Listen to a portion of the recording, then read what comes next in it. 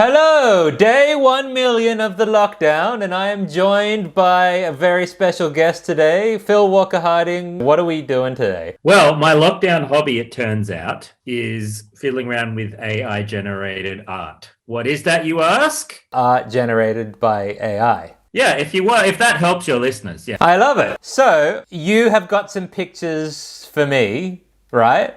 Because I've got some for you. So I have 6 AI-generated celebrity portraits for you. It's always interesting to me how close the AI gets in some things and how mutant and weird it is in others. All right, so here is number 1 from me. Ah, that's great. That's Natalie Portman in all her 1920s Matisseian vibrant glory. Yeah, well, that's what I asked. I said, draw a Matisse portrait of Natalie Portman, and that's what I got. At this point, I'm like, Matisse is alive. Like, that's exactly how he would draw her. Okay, here's my second one.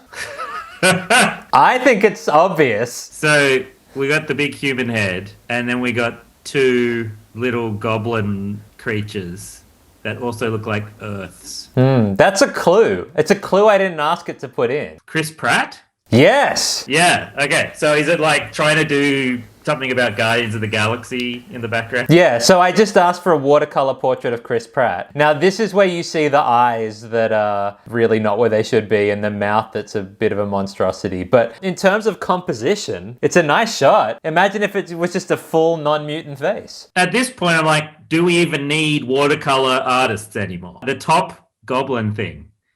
That looks like a Where the Wild Things Are monster almost. I think it was striving towards planets, but never quite got there. It could also be other members of the Guardians team. This is true. Maybe this is a spoiler for Phase 4. At this point, do we even need Kevin Feige?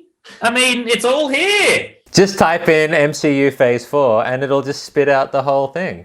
All right, number 3. This one's a little bit more abstract. I'm going to go with the woman who played Hermione. Yes! Emma Watson, is it? Emma Watson. This is a watercolor portrait of Emma Watson. That's really quite a great picture. Again, you can imagine the version where all the pieces of the face were in the right place. You know what? It's almost like she's looking at you and then it's a profile overlaid, which is kind of cool. It's interesting. The one thing it nailed is she's got quite her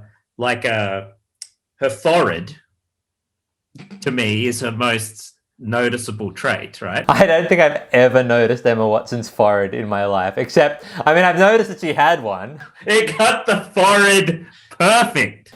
Okay. Jeff Goldblum. Yeah. With weird dinosaur bits. Yeah, again, it's clearly referenced, like some of the images it's referencing must be from the movies. Again, this is the new art. It has a sort of a Thor Ragnarok vibe to me, like the color palette of that movie. All right, and number 5. What's her name? She was in Cool Runnings Playbook.